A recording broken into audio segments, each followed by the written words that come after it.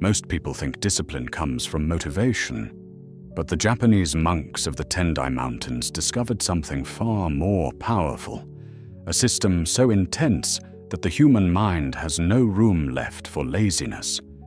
It's called the Zero Excuses system, a method that monks practiced for over 1,000 years, a method that crushed fear, silence, procrastination, and self-pity until only pure action remained. But before I teach you this system, I want you to imagine something. Imagine waking up one morning and realizing that everything you failed to do in your life was not because you were weak, but because excuses had more power over you than truth.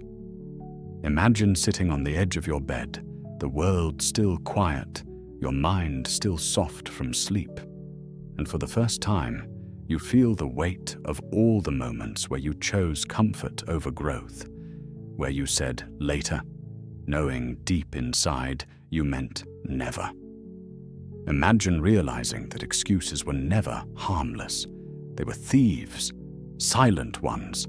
They stole your time, your confidence, your identity, and you didn't even notice them entering your life. Imagine looking back at the last 5 years and seeing not failures, but abandoned attempts, unfinished beginnings, dreams you talked about, but never walked towards. And imagine this thought hitting you like lightning. If I keep living this way, I will become someone I no longer respect. That is the moment every disciplined person is born, not in a gym, not in a temple, but in that small, private war where you finally confront the truth. Your excuses have been running your life.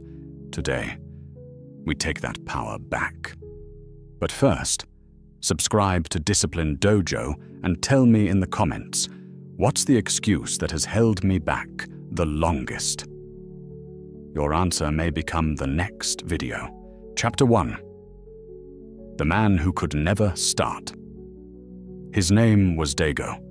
Not the monk, not the master, but the broken version of the man he would one day become. Daigo was 27, smart, capable, full of ideas. But every night he slept with the same shame burning in his chest. I could have done more today. He wasn't lazy. He was afraid. Afraid of starting and failing. Afraid of discomfort. Afraid that he would try, and the world would still call him not enough.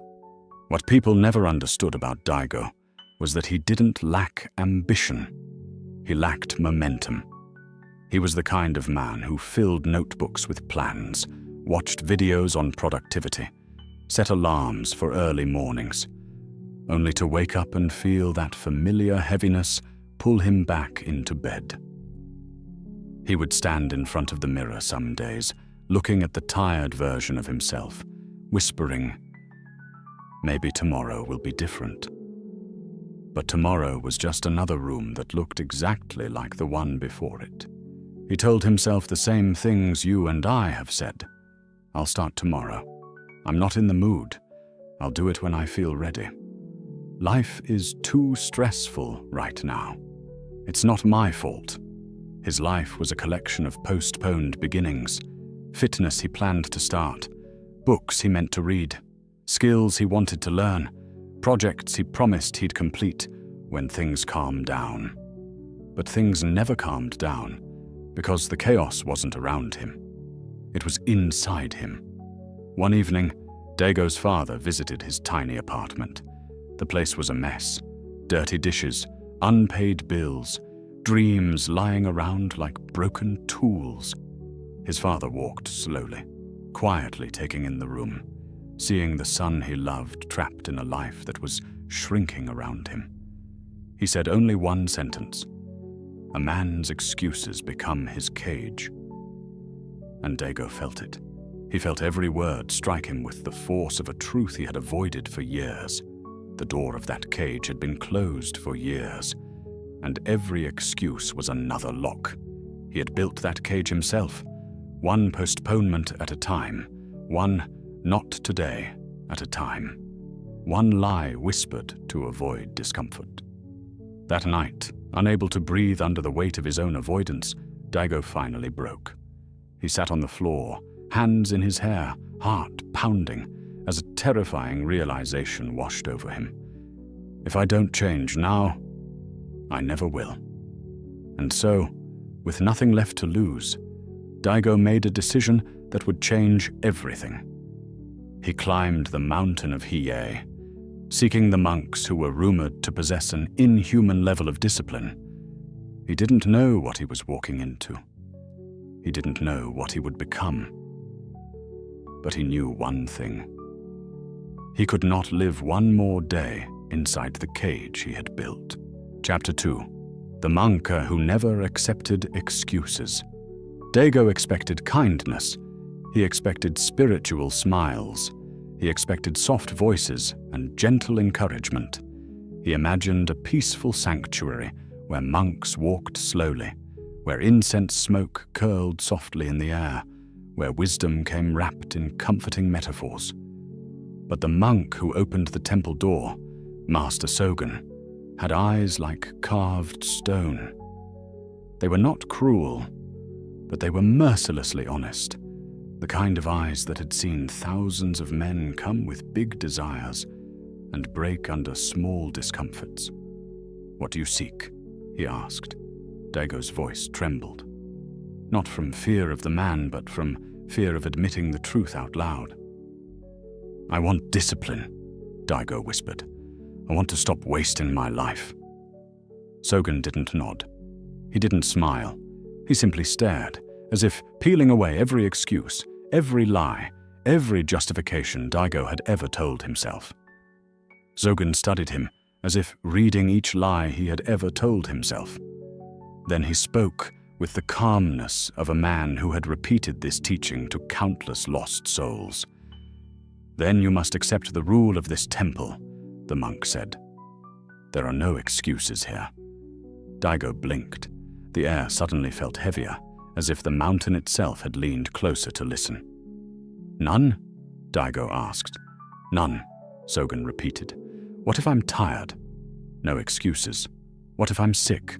No excuses. What if I fail? Then you begin again. Without excuses." The words struck him like stones. The simplicity of them was terrifying. Excuses had always been his safety net, his way of softening the pain of falling short. Without them, he felt naked. Daigo felt panic rise in him. "But I'm just a normal person." He said it softly, as if hoping Sogen would soften too, would acknowledge his humanity, would give him even a small allowance. Instead, Sogen stepped closer. The wooden floor creaked beneath his feet. The cold mountain air drifted between them, and Sogen's voice cut through Daigo's trembling thoughts. "That is your mind talking, not your truth." Then he said the sentence that broke Daigo open. "You do not lack discipline. You are addicted to avoiding discomfort." In that moment, every excuse Daigo had ever spoken echoed inside him at once. He remembered the mornings he postponed, the nights he wasted, the plans he abandoned, the promises he let dissolve the moment they required effort. All of them whispered the same thing. Avoid pain, avoid discomfort, avoid effort. And in that moment, Daigo knew the monk was right. His problem wasn't weakness, it was worshipping comfort. And this temple, this mountain, this monk was about to rip that comfort out of him. Chapter 3.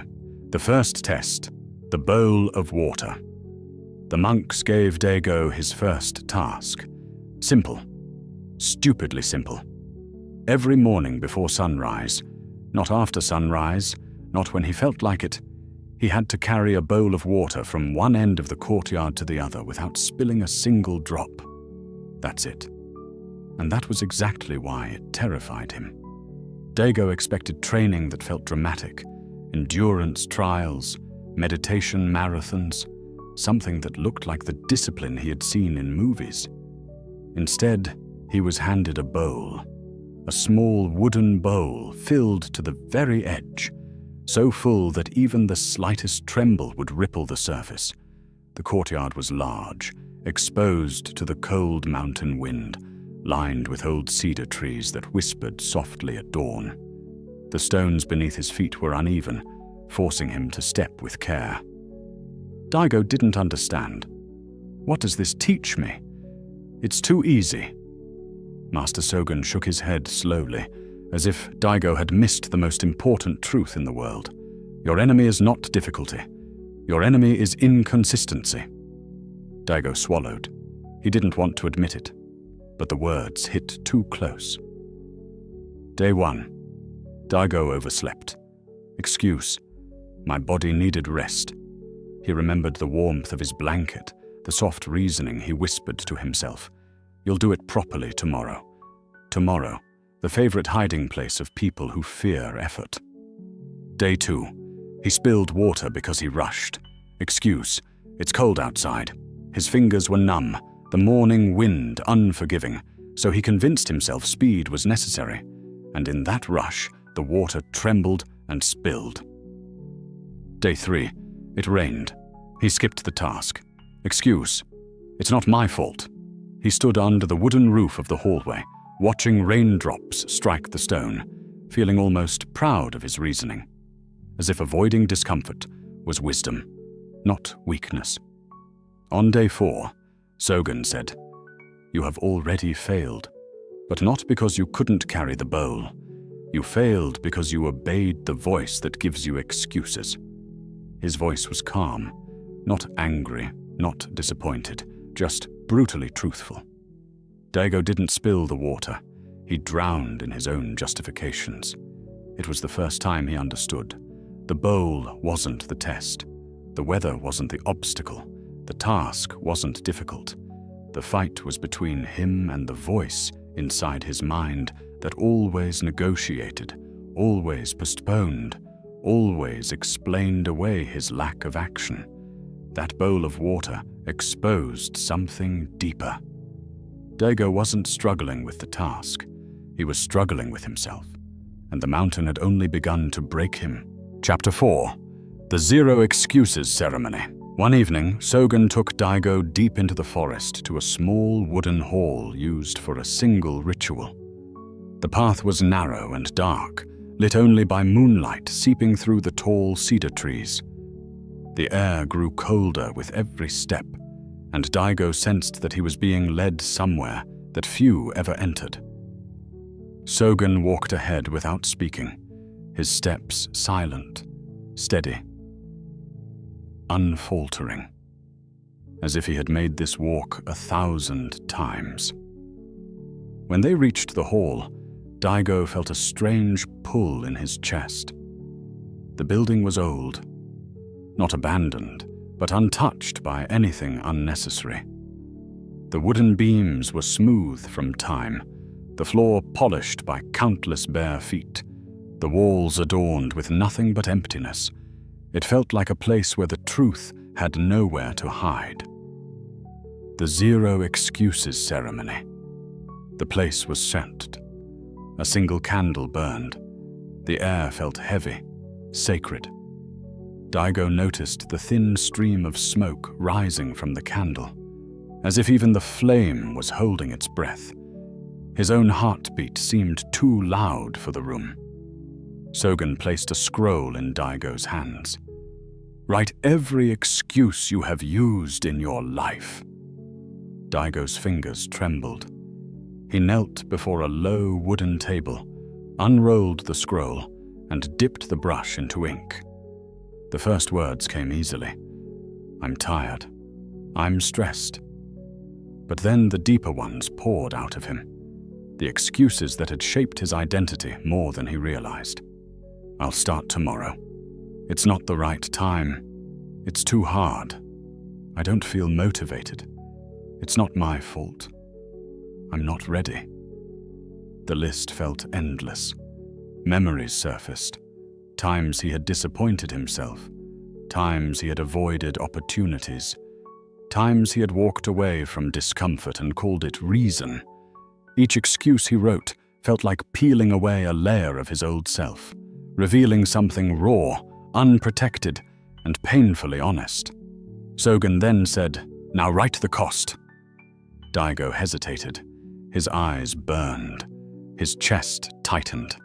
He suddenly understood why this ceremony was feared even among monks. "The cost of your excuses is the life you could have lived." He felt the truth cut him open.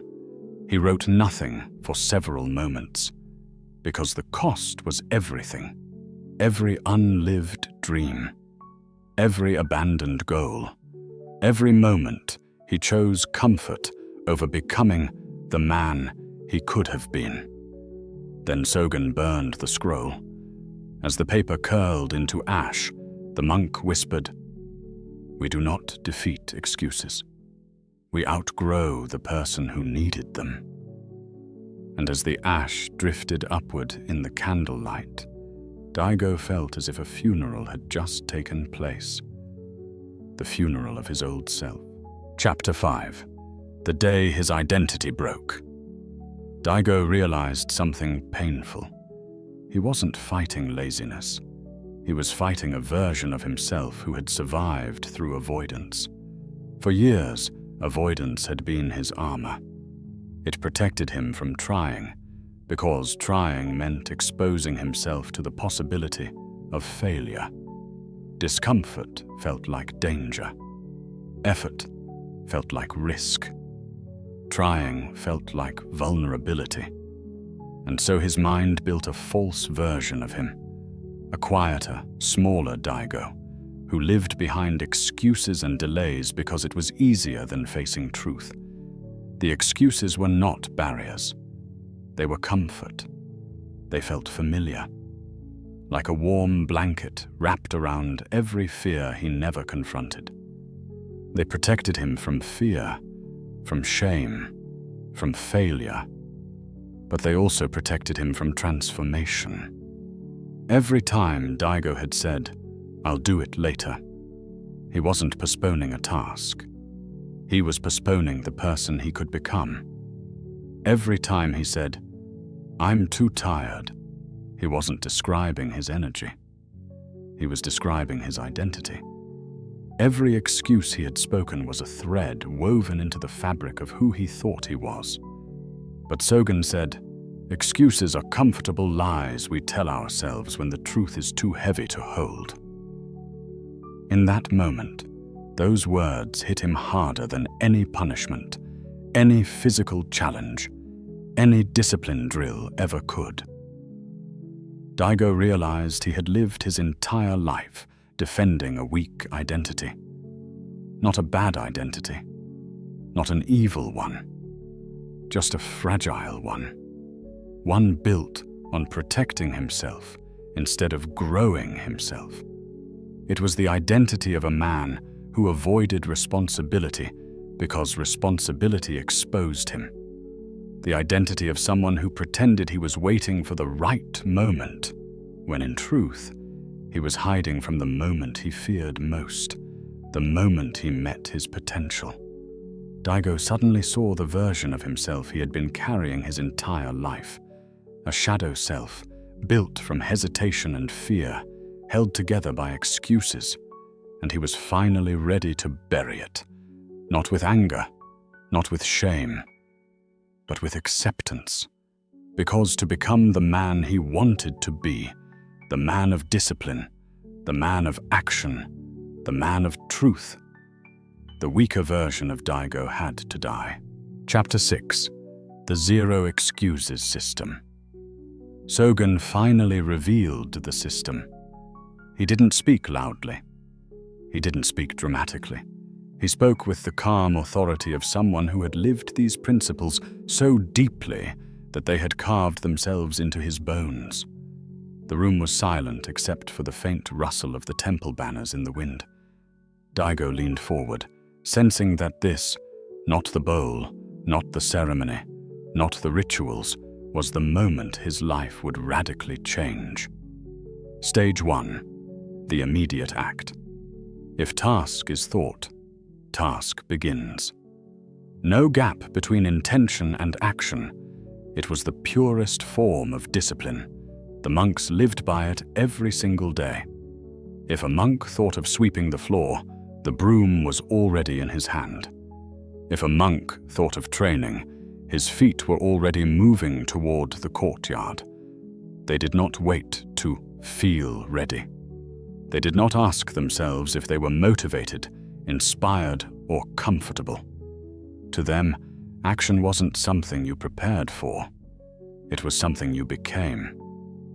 Monks say, action before emotion, movement before mood.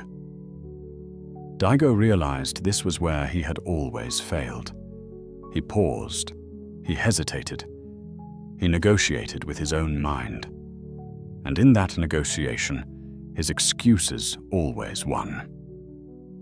Stage 2. The ritual of completion.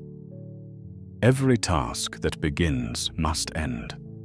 No half-action, no abandoned attempts. Sogen explained, starting is easy for most people. Finishing is where they break. Monks believed that every unfinished task left a crack inside the mind. A place where doubt multiplied. A place where excuses took root. If a monk began a task, he completed it whether he was tired, bored, frustrated, or uncomfortable. A half-finished task was considered a half-finished self. Daigo remembered all the things he had abandoned.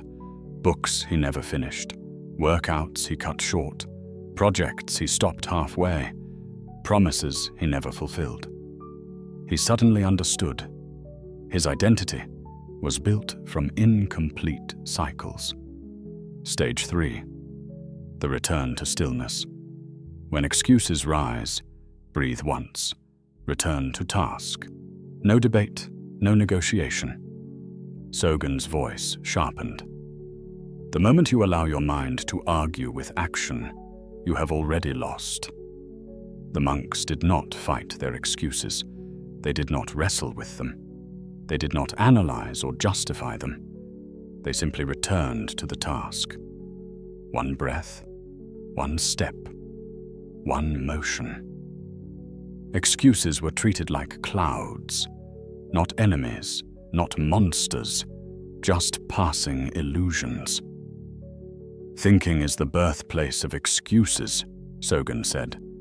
Move before the mind corrupts the moment. Daigo felt these words in his bones. For the first time, he saw discipline not as a battle with motivation, but as freedom from negotiation.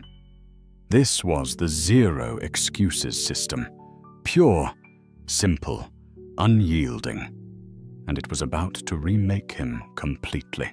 Chapter 7. The Transformation. Daigo began applying the system.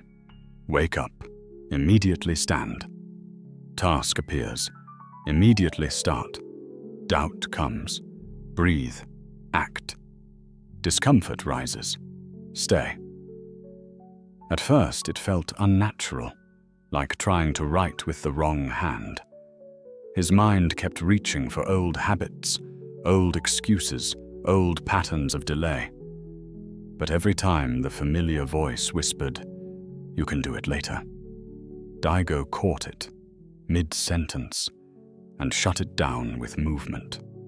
Each action became a rebellion. Each completed task, a small victory. Each moment of discomfort, a place where the old Daigo would have collapsed. But the new Daigo stayed. Within weeks, something extraordinary happened. His hesitation disappeared. His fear lost its voice. His mind fell silent. He began waking before his alarm. He trained without thinking about how he felt. He acted without asking permission from his emotions. Tasks that once felt heavy now felt like part of his nature. There was no internal debate, no emotional negotiation, only direction and movement. He wasn't trying to be disciplined. He had become the kind of man who acts without excuses.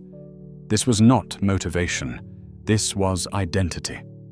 Daigo realized that discipline was not a skill you pick up and put down. It was a person you become, one action at a time.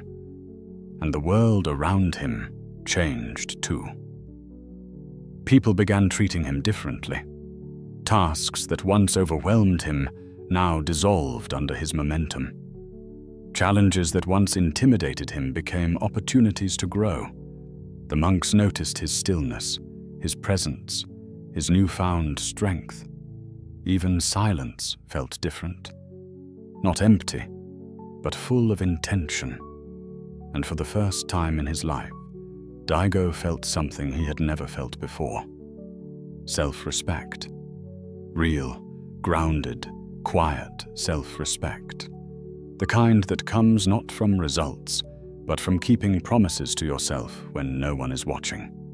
The mountain had stripped him down. The system had rebuilt him.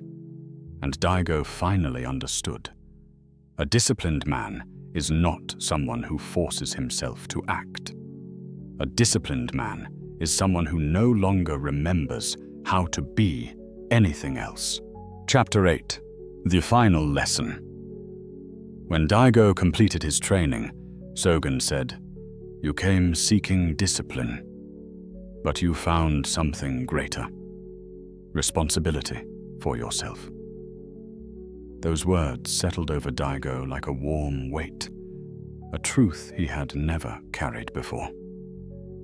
Responsibility, not enforced by guilt, not demanded by others, but chosen from within. For the first time, he understood why the monks never called their system discipline training.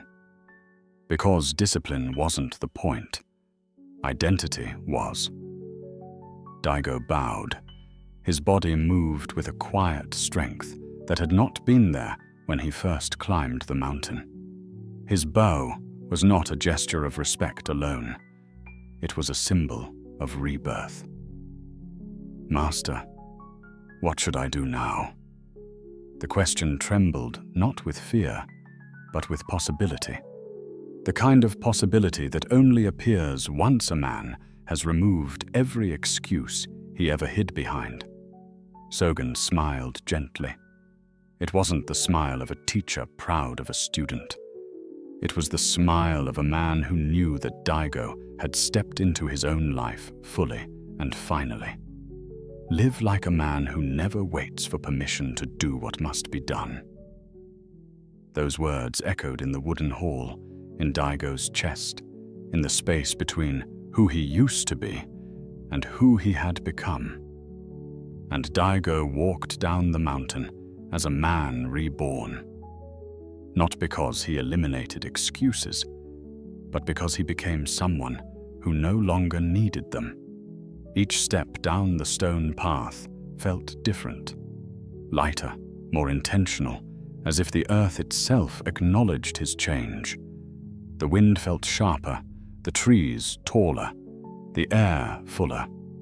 Even the silence felt like a companion, not a weight. Daigo was no longer running from his life. He was walking straight into it. For years, he believed discipline was about forcing himself. Now he realized the truth. A man without excuses is a man without limits. The world had not changed. The mountain had not changed. Life had not suddenly become easier. He had changed, and because of that, everything else was now possible. Now it's your turn. Choose one task you've been avoiding. Exercise, studying, cleaning, a project, a dream. Today, not tomorrow, you must perform the immediate act. No delay, no mood, no story, no excuse. Because in this single moment lies the doorway between the person you've always been and the person you are capable of becoming. Most people wait for motivation, but warriors act their way into a new identity. You don't need confidence.